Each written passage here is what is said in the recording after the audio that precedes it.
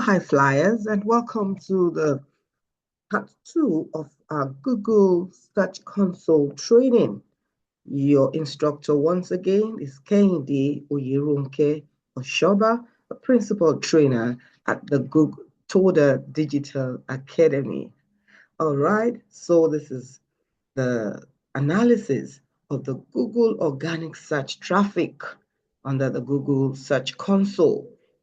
Okay, in the part 1, we're talking about queries, and we'll just go straight to Google Console dashboard once again so that we are able to follow and understand through in this training. All right, here we are on the Google Search Console dashboard. Don't forget, it's a merger of the Google Analytics and the Google Search Console. So up here, we had a whole lot about the Google Analytics, and here we see the Search Console. We talked about queries in the part 1. Now in this part 2, we are on this Google Organic Search Traffic, and we're going to be having a look at some of these metrics here. Let's collapse this segment so we have enough space. Okay, don't forget you can put in dates as we said, and all of these other ones. You can run an Insight AI, will tell you what exactly you're looking at in case you don't understand. You can share this report, pick up copy a link and share with whoever needs to see this report. Okay, let's go on and see the different entries we have. All of these here are the either landing pages or query strings. Okay, query strings as in what people are typing and searching for that brought them to this particular website. Okay, we'll come back here. These are some of the things we're looking at and analyzing: organic Google search clicks, organic Google search impressions, organic Google search click-through rates, organic Google search average position, active users, engaged sessions, engagement rates, average engagement time per active user, okay? And event counts and all of that. We're not really taking so much time on events counts. We are looking at the organic search traffic for particular landing pages and query strings. That's our focus in this training here for this part 2. Okay, so we have the landing pages or query strings here. Let's go back and remind ourselves or educate ourselves more about these metrics. Some of them you should be getting used to the names now because we have seen some of them in the other trainings. But let's break it down. Here's a breakdown of the Google Organic Search Traffic results from that image. We're going to be looking at the total metrics. The total metrics, we always see them at the top here. Okay, at the top you can see total. Okay, so it says the organic Google search clicks is 792, which is a total. We have the organic Google search impression is 34.866. Organic Google search click-through rate, the average for all of them is 2.27. The organic Google search average position is 11. Don't forget these are totals and averages. The active users, 11,000. Engaged sessions, 11,000, thereabout. Engage rate, 67. Average engagement time per active user, 1 minute, 30 seconds. So looking at all of that, we see 792 clicks, meaning 792 users click through to the site from Google search. Okay, that's what this means. 792 users click through to this particular site from Google search. And the organic Google search impression tells us that 34,866 impressions, meaning that it is indicating how many times the site appeared in Google search results. Okay, look at it, 34,000 for the organic Google search impressions. Okay, so 34,000 times. That's what it means. How many times the site appeared in Google search results. Then the total or the average organic click-through rate is 2.27%. Remember how we calculated that by dividing clicks by impressions and multiplying by 100. So a higher click-through rate suggests more effective meta titles and descriptions. Lower suggests that we need to work more on our meta titles and meta descriptions. And the organic Google search average position, meaning on average, the pages ranked just outside the first page of search results. Don't forget it's an average, so we have some other pages that didn't go off to the second page and others that went off even to, the third pages and all of that. It's just an average. Okay, I hope you get a breakdown of the total. Now we want to look at the different landing pages or query strings here and see their individual metrics. All right. So each row represents a specific landing page or query string, showing how users interact with it via organic search. All right. So we can see this certification perks has 278 clicks, contributing the highest traffic from search.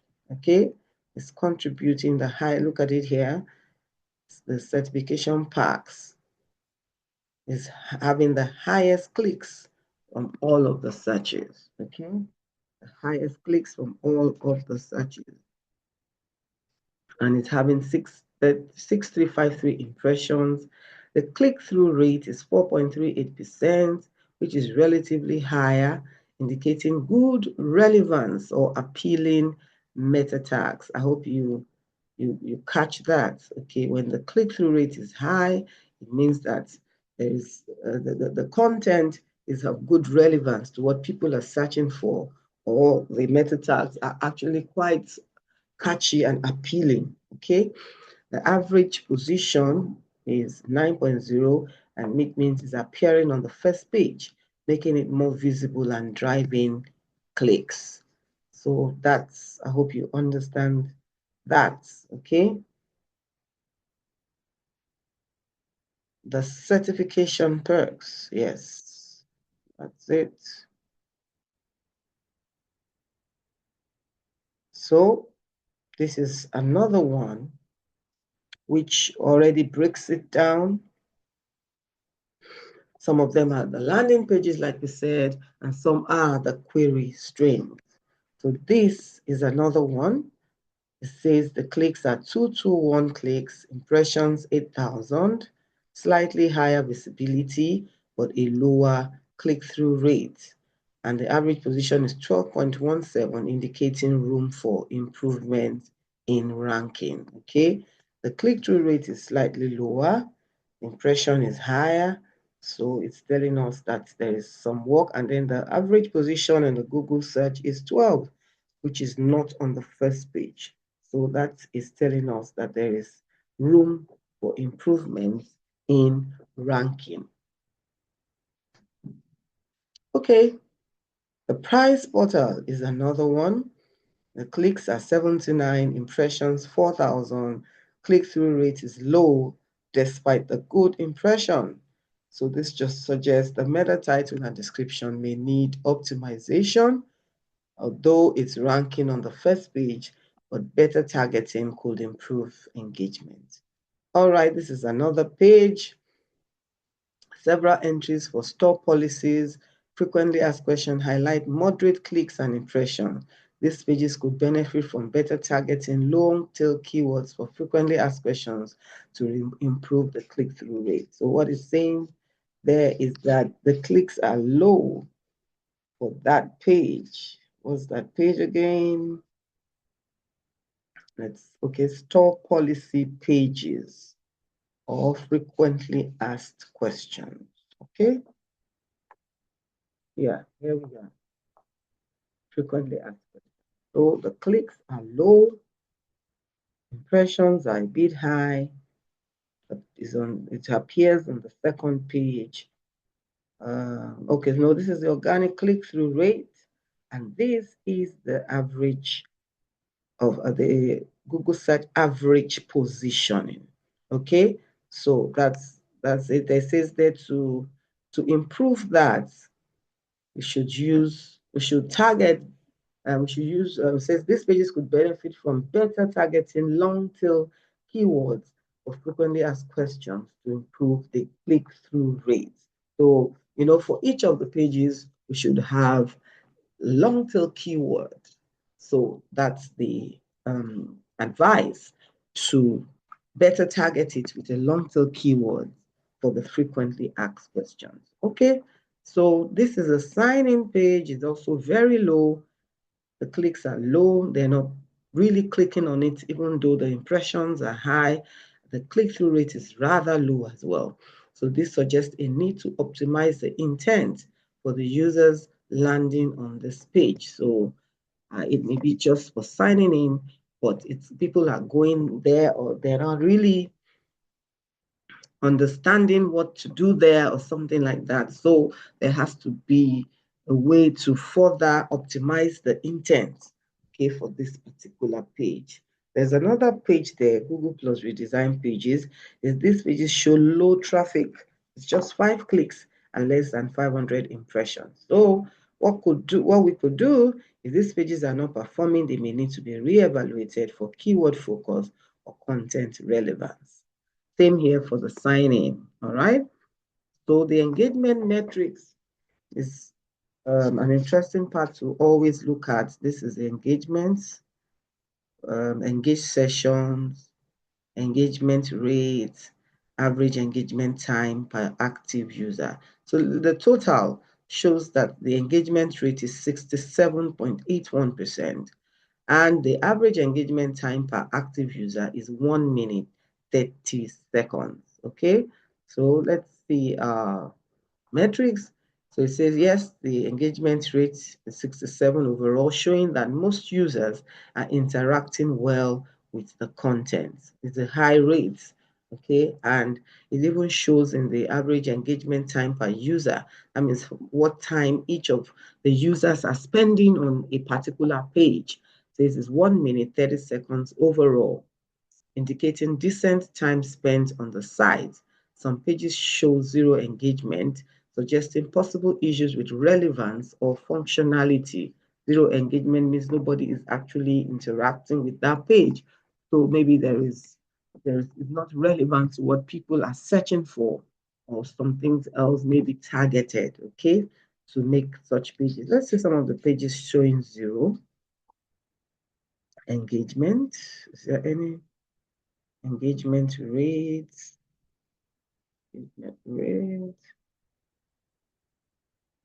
All right. There are many others. Don't forget that this is just page 1 to 10. Let's see others.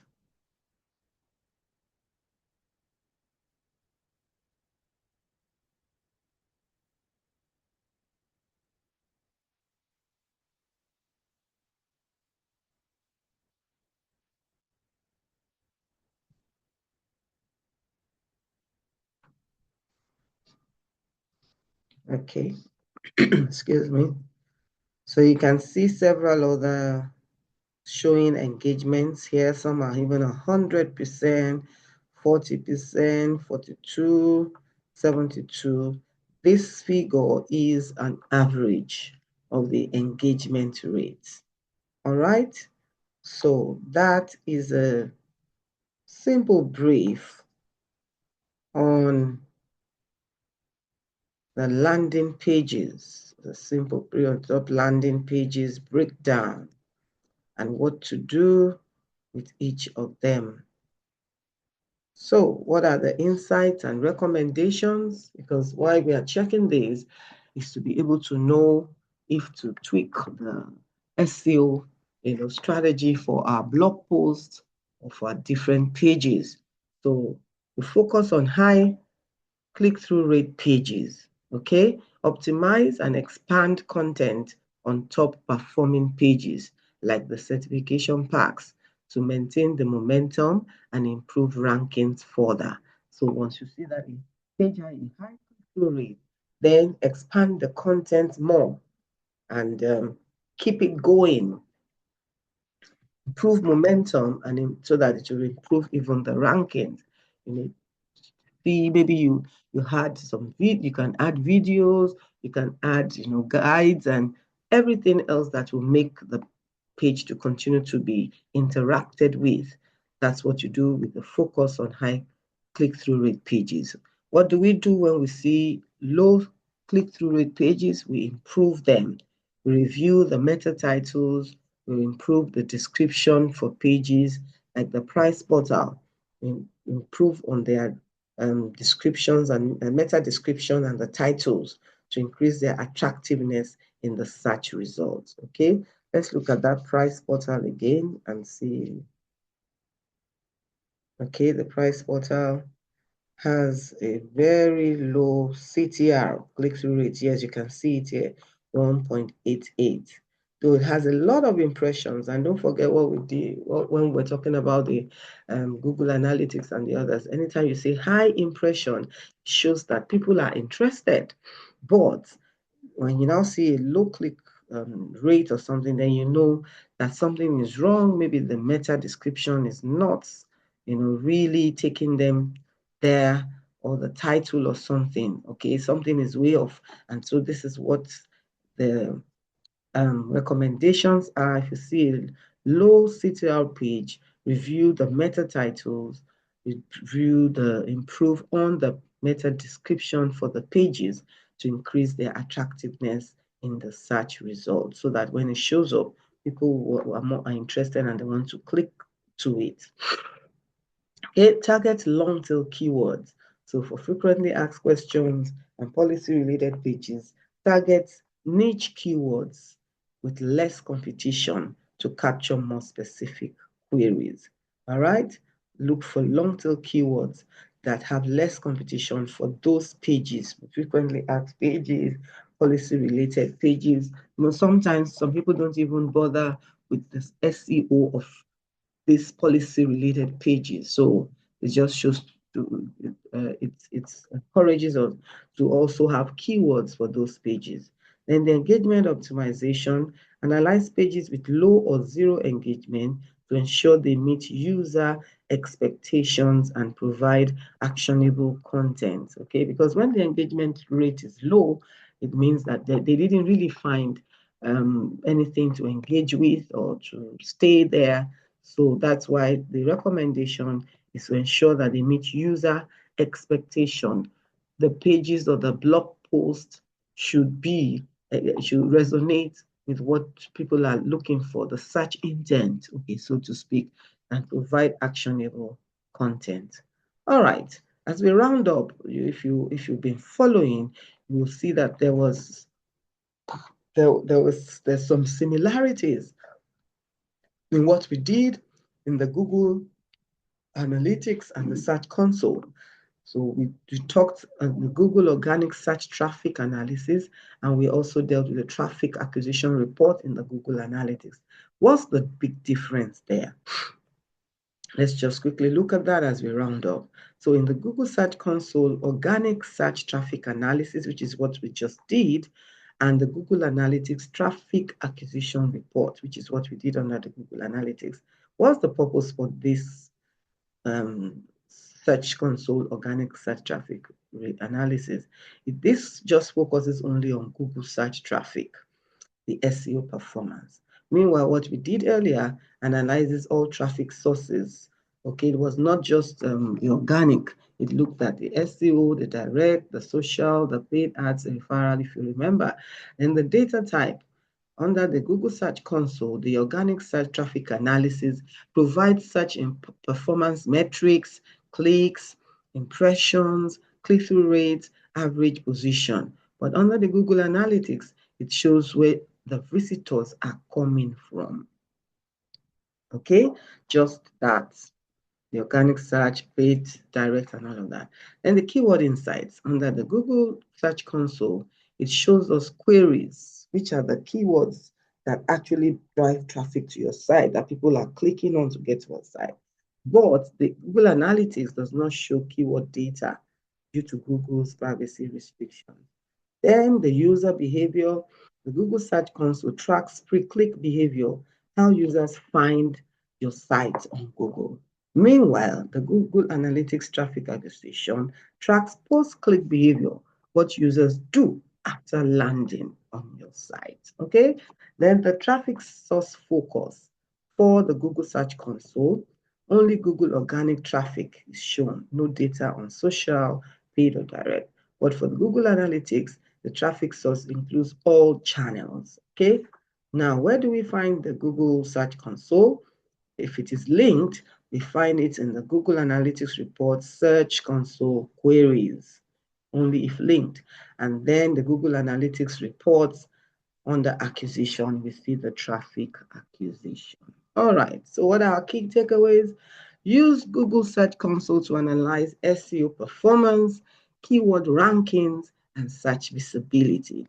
Use Google Analytics to track overall website traffic, user behavior, and performance across all channels. And for a complete SEO strategy, integrate both tools to see how users find your site. Search Console and how users engage with it is the analytics.